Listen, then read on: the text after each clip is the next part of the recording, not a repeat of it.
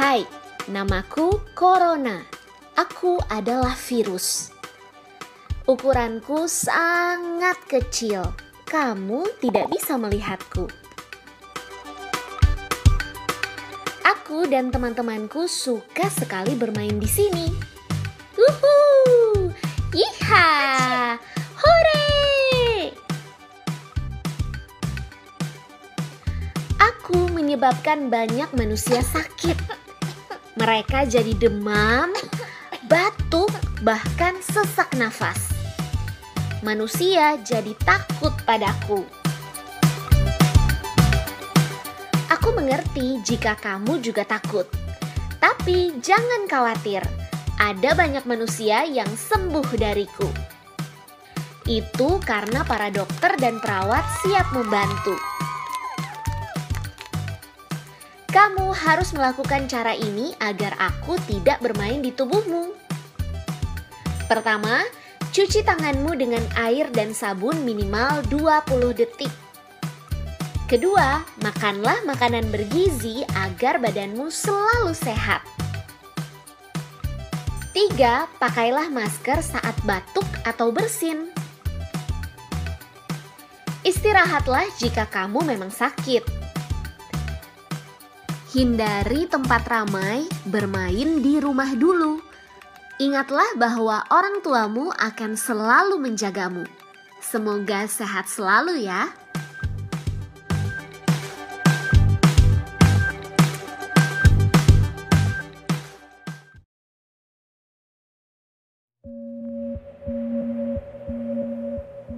Bagaimana virus corona menyerang tubuh kita? Mungkin itu jadi pertanyaan kita semua. Kita udah tahu gimana virus corona udah menginfeksi 1 juta orang di seluruh dunia sampai saat ini. Tapi yang mungkin belum banyak kita tahu, sebenarnya gimana sih virus ini nyerang tubuh kita? Mengapa infeksi virus ini bisa mematikan? Semua dimulai dari sini. Ketika virus corona masuk ke tubuh kita lewat percikan batuk atau bersin orang yang positif, baik secara langsung atau waktu kita nyentuh benda yang udah terkena percikannya dan gak cuci tangan setelahnya. Kalau udah gitu, si virus masuk lewat saluran pernapasan dan bergerak terus menuju sasaran utamanya, paru-paru. Disinilah virus yang punya 3 bagian utama ini mulai bekerja. Pertama-tama, paku protein corona ini akan nempel di paru-paru dan organ-organ lain yang selnya kaya akan protein ini, protein ACE2. Kalau tubuh kita ibarat rumah dan virus corona itu perampok, ACE2 itu ibarat gagang pintu rumah kita. Begitu udah nempel, perlahan tapi pasti virus ini akan ngedorong masuk ke dalam sel kita. Dan begitu berhasil masuk, barulah aksi sebenarnya dimulai. Di fase ini, tubuh virus corona akan membuka dan sang hacker pun terbebas. Dia akan ngehack inti sel sehat untuk nipu sistem imun tubuh kita biar nggak nyerang virusnya. Dan sekaligus ngebuat inti sel jadi memproduksi cikal bakal virus corona baru. Sel yang udah terinfeksi dan dihack ini selanjutnya akan terprogram untuk bunuh diri dan melepaskan jutaan virus corona yang siap nginfeksi dan ngehack sel-sel sehat lainnya.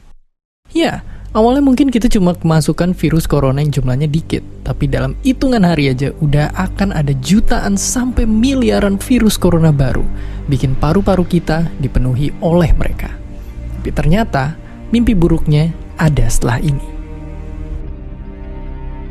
Ya, ketika virusnya udah menuhin paru-paru kita, sistem imun kita bakalan ngerespon ibarat polisi dan tentara yang meluncur ke tempat kejadian perkara. Tapi inilah yang bikin ngeri. Di sini, virus corona jadi penipu ulung yang bisa ngakalin sistem imun kita. Mereka bikin sistem imun nyerang membabi buta termasuk nyerang sel-sel sehat kita. Mereka jadi nggak tahu mana kawan, mana lawan, dan perlahan-lahan jadi senjata makan tuan. Buat sebagian besar kasus, kejadian ini emang nggak berlangsung lama. Karena kalau sistem imun kita kuat, mereka pun akan bisa menang dari segala taktik virus corona. Tapi terkadang tubuh kita sedang lemah, dan kalau udah gitu efeknya bisa parah. Kita bisa kena radang paru-paru akibat sel sehat di sini yang udah nggak bisa nahan bakteri pneumonia. Malahan buat kasus yang kritis, bakteri ini nggak berhenti di sana. Mereka bisa masuk ke aliran darah dan akhirnya nyerang seluruh tubuh. Kalau udah begini, bernapas saja bakalan susah banget. Dan hidup kita ada di tahapan yang sangat kritis.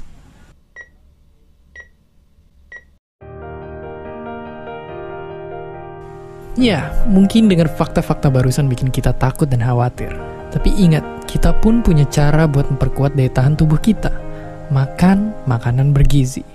Ya, bukan lagi sekedar 4 sehat 5 sempurna, tapi ikutilah pedoman gizi seimbang yang bisa ningkatin imun tubuh kita. Virus corona bisa parah kalau kita emang sakit. Tapi kalau tubuh kita sehat, kita punya harapan untuk bertahan. Dan seperti biasa, terima kasih. Terima kasih udah nonton Kok Bisa. Punya pertanyaan lagi? Tulis aja di kolom komentar di bawah. Keep asking and stay curious. Nah, setelah melihat video barusan, tahukah kalian kalau sekarang ada virus COVID-19 varian baru, yaitu COVID-19 varian Delta. Yang dimana munculnya varian virus corona baru ini pertama kali dilaporkan di India pada Desember 2020. Tapi varian ini telah ditemukan lebih dari 74 negara termasuk Indonesia. Nah, COVID-19 yang varian Delta ini memiliki gejala-gejala yang sedikit berbeda. Gejala-gejala COVID yang varian Delta ini adalah demam, pilek, sakit kepala, dan sakit tenggorokan. Ada juga yang bilang termasuk salah satu gejalanya yaitu sakit perut yang berlanjut atau diare. Di samping gejala tersebut, COVID-19 varian Delta juga mungkin akan menimbulkan gejala umum seperti batuk, sesak nafas, kelelahan, anosmia, nyeri otot, serta gangguan pencernaan. Jadi, kita harus lebih berhati-hati dan lebih lagi menjaga kesehatan kita dan menjaga pola makan kita. Tentunya kita harus tahu cara mencegah virus corona varian Delta ini, karena virus ini lebih berbahaya daripada corona sebelumnya. Virus varian Delta lebih cepat menyebarnya. Dan untuk pencegahannya, yang pertama adalah jangan lupa berdoa kepada Allah Subhanahu wa Ta'ala sebelum usaha-usaha yang lainnya. Setelah kita berdoa, barulah kita berusaha memakai masker, mencuci tangan, menjaga jarak, menjauhi kerumunan, dan membatasi mobilitas dan interaksi. Maksudnya membatasi mobilitas dan interaksi, jangan terlalu banyak main di luar rumah. Ya, bagi anak-anak sekalian, kalau bisa di rumah saja, dan ketika mau keluar rumah izin ke orang tua. Mungkin sekian yang bisa kita sampaikan. Semoga Allah Subhanahu wa Ta'ala selalu melindungi dan menjaga kita dari mara bahaya dan sakit virus corona. Amin ya rabbal alamin.